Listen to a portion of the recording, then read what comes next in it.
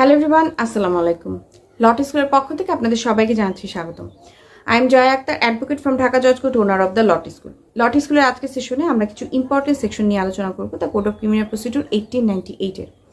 এর আগে আমরা দায়ের আদালতের বিচার প্রক্রিয়া, ম্যাজিস্ট্রেট আদালতের বিচার প্রক্রিয়া এই বিষয়গুলো সম্পর্কে ব্রিফলি আলোচনা করেছিলাম। আশা করি আপনাদের কাছে ওই লেকচারটা একদম ক্লিয়ার। আজকে কিছু ইম্পর্টেন্ট সেকশন নিয়ে আলোচনা করবো। তো চলুন লেকচার শুরু করা যাক। ওকে, শুরুতেই আমরা যে সেকশনটি দেখব সেটা হচ্ছে আপনার ধারা 339-এর খ।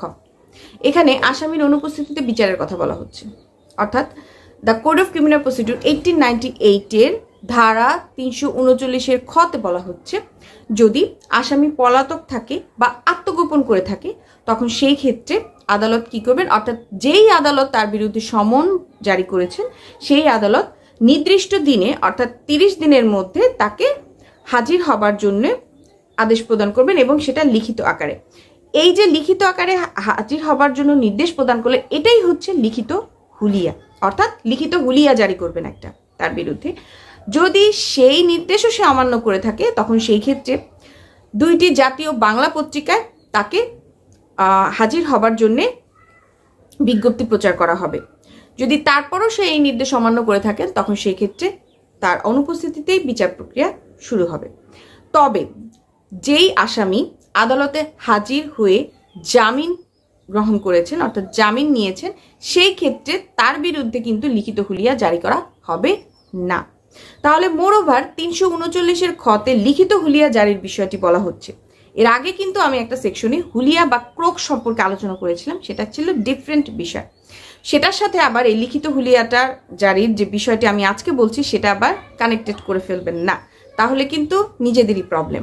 এনিওয়ে, সো লিখিত হুলিয়া জারির বিষয়টি এখানে বলা হচ্ছে 339-এর খতে। এখানে খুব সুন্দর করে যেটা বলা হচ্ছে যে আসামির অনুপস্থিতিতে বিচার, অর্থাৎ যদি আসামি পলাতক বা আত্মগোপন করে থাকে তখন সেই ক্ষেত্রে যেই আদালত সমন জারি করবেন সেই আদালতে তার বিরুদ্ধে লিখিত হুলিয়া জারি করবেন এবং সেটা কি 30 দিনের মধ্যে একটি নির্দিষ্ট স্থানে হাজির হবার জন্য নির্দেশ প্রদান করা, এটাই হচ্ছে লিখিত হুলিয়া জারি করা। কারণ লিখিত হুলিয়া জারি করা যদি এই নির্দেশও সে অমান্য করে থাকে তবে 2টি জাতীয় বাংলা পত্রিকায় বিজ্ঞপ্তি প্রচার করা হবে। এই জিনিসটা কিন্তু মনে রাখতে হবে। এখানে 3টা জিনিস আপনাদের সাধারণত এমসিকিউতে আসে। সেটা হচ্ছে নাম্বার 1 হচ্ছে কত দিনের মধ্যে লিখিত হুলিয়া জারি হবে, 30 দিন।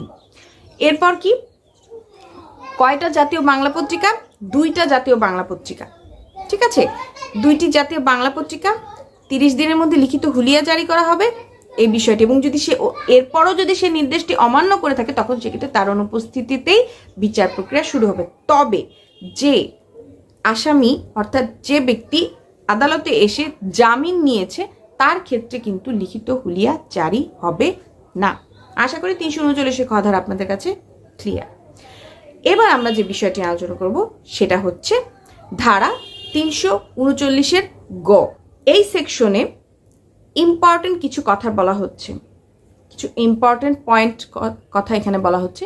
সেটা হচ্ছে ম্যাজিস্ট্রেট আদালতের বিচার প্রক্রিয়া শেষ করার সময় হচ্ছে 180 দিন, আর দায়ের আদালতের বিচার প্রক্রিয়া শেষ করার সময়সীমা হচ্ছে 360 দিন। এবং এই যে এতদিনের মধ্যে বিচার শেষ করা এই জিনিসটা কিন্তু আদেশ সূচক, অর্থাৎ ম্যাজিস্ট্রেট আদালত, অর্থাৎ এখানে 4টা পয়েন্টের কথা আমি বলবো। এই পয়েন্টগুলো যদি মাথায় রাখেন তাহলে প্রিলির বিষয়টা আপনাদের কাছে ক্লিয়ার। এখান থেকে যে প্রিলি কোশ্চেনগুলো আসবে সেটার জন্য আপনাদের কাছে এই সেকশনটা ক্লিয়ার। সেটা কি, ম্যাজিস্ট্রেট আদালতের বিচার প্রক্রিয়া শেষ করতে হবে কত দিনের মধ্যে, বিচার নিষ্পত্তি করতে হবে 180 দিনের মধ্যে। আর দায়ের আদালতের বিচার নিষ্পত্তি করতে হবে, নিষ্পত্তির সময়সীমা দেওয়া হয়েছে 360 দিনের মধ্যে। এবং এই যে সময়সীমাটা দেওয়া হচ্ছে এটা কিন্তু আদেশ সূচক, অর্থাৎ এতদিনের মধ্যে আপনাকে কি করতে হবে, দায়ের আদালত এবং ম্যাজিস্ট্রেট আদালতের বিচার শেষ করতে হবে, নিষ্পত্তি করতে হবে। যদি এই সময়ের মধ্যে বিচার কোনো কারণে নিষ্পত্তি না হয়ে থাকে তখন সেই ক্ষেত্রে আসামিকে জামিনে মুক্তি দিতে পারেন। এরপর ধারা 340-এ কি বলা হচ্ছে, অভিযুক্ত ব্যক্তির সাক্ষী হওয়ার যোগ্যতা, অর্থাৎ যার বিরুদ্ধে মামলা করা হয়েছে তার আত্মপক্ষ সমর্থন করার অধিকার ও সাক্ষী হবার যোগ্যতা থাকতে হবে। এবং বিচারাধীন আসামি তার ডিফেন্সের সমর্থনে সাক্ষী হিসেবে সাক্ষ্য দিতে পারে। এরপর ধারা 342 আসামিকে পরীক্ষা করার বিষয়টি বলা হচ্ছে। এখানে কি বলা হচ্ছে? এখানে বলা হচ্ছে আপনার আদালত আসামিকে কি করতে পারে? আদালত আসামিকে পরীক্ষা করতে পারে প্রসিকিউশন পক্ষে সাক্ষ্য গ্রহণ শেষে এবং আত্মপক্ষ সমর্থনে আহ্বান জানানোর পূর্বে আদালত আসামিকে কি করতে পারে? পরীক্ষা করতে পারে। অর্থাৎ আদালত আসামিকে মামলা সম্পর্কে সাধারণ কিছু প্রশ্ন করতে পারেন। তার মানে 342 ধারাটা যদি আবার একটু বলি, আদালত কি করতে পারে? আসামিকে পরীক্ষা করতে পারে। হ্যাঁ, সেটা হচ্ছে প্রসিকিউশন পক্ষে সাক্ষ্য গ্রহণ শেষে এবং আসামিকে আত্মপক্ষ সমর্থনে আহ্বান জানানোর পূর্বে আদালত আসামিকে কি করতে পারে? মামলা সম্পর্কে সাধারণ কিছু প্রশ্ন করতে পারে। অনুসন্ধান বা বিচারের সময় পরীক্ষা করতে পারেন আদালত।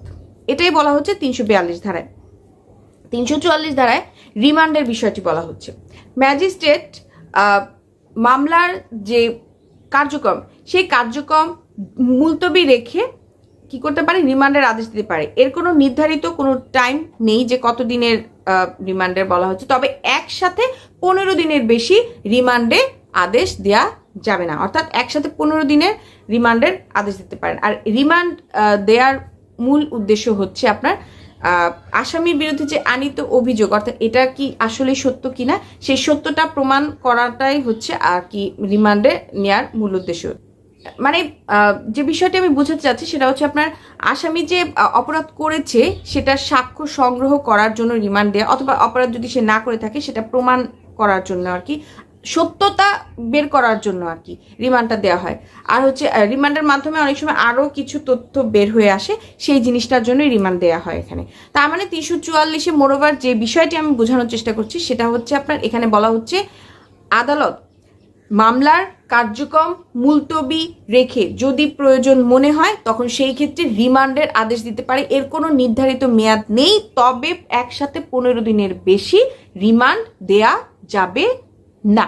রিমান্ড দেওয়ার উদ্দেশ্য হচ্ছে দুইটা, সেটা হচ্ছে আপনার আসামি অপরাধ যে করলো, আসামির বিরুদ্ধে যে আনিত অপরাধটা সেটার সত্যতা খুঁজে বের করা, অর্থাৎ সাক্ষ্য সংগ্রহ করা, এবং রিমান্ডের মাধ্যমে যদি আরও সাক্ষ্য প্রমাণিত হয়, সাক্ষ্য বের হয়ে আসে, তখন সেটার জন্যই আসলে মেনলি রিমান্ডের আদেশ দেয়া হয়। আশা করি আমি আপনাদেরকে এই 344 ধারাটা বোঝাতে পেরেছি। 345 ধারায় সিম্পল আপোষ মীমাংসার কথা এখানে বলা হচ্ছে।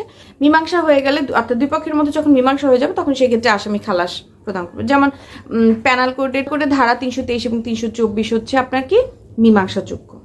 ওকে, সিম্পল বিষয় অর্থাৎ আপোষ মীমাংসা বিষয়টি এই 345 ধারায় বলা হয়েছে, তাই এটা আমি ব্রিফলি কিছু ডিসকাস করলাম না। তবু যদি আপনাদের কাছে মনে হয় যে আরও কিছু জানতে চান বা বুঝতে চান বিষয়টি ভালো করে, তবে সেক্ষেত্রে বেয়ার অ্যাক্টের এক্সপ্লেনেশনগুলো ফলো করতে পারেন। ওকে, 347 ধারা যেটা বলা হচ্ছে সেটা হচ্ছে আপনার বিচার কার্য সমাপ্তির পর যদি আসামিকে দেখে, অর্থাৎ আসামি যেই অপরাধটি করেছেন সেটার দণ্ড প্রদান করার অধিকার, সেটার দণ্ড প্রদান করার এখতিয়ার বা ক্ষমতা প্রথম শ্রেণী ম্যাজিস্ট্রেটের নেই, তখন সেই ক্ষেত্রে তিনি মামলার নথি সহ কি করবেন?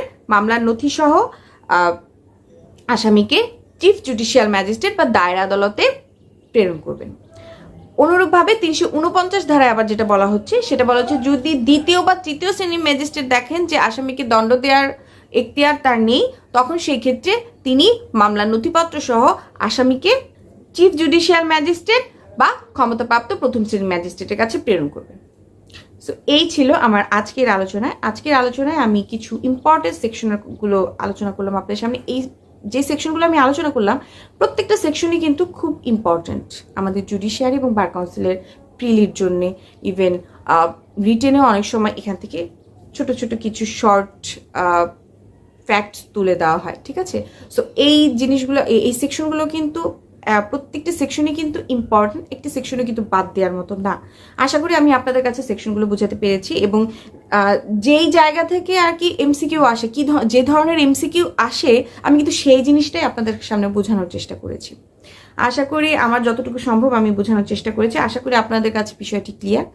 তবু যদি কারো কোনো প্রবলেম থাকে তাহলে অবশ্যই বেয়ার অ্যাক্ট ফলো করুন, বেয়ার অ্যাক্টের এক্সপ্লেনেশনগুলো ভালো করে পড়ুন, সাথে সেকশনগুলো মিলিয়ে রাখুন। ইনশাল্লাহ আপনাদের কাছে বিষয়গুলো একদম ক্লিয়ার হয়ে যাবে। তবে একটা সেকশনও কিন্তু বাদ দেওয়ার মতো না, প্রত্যেকটা সেকশনই কিন্তু most important for bar council prelim exam.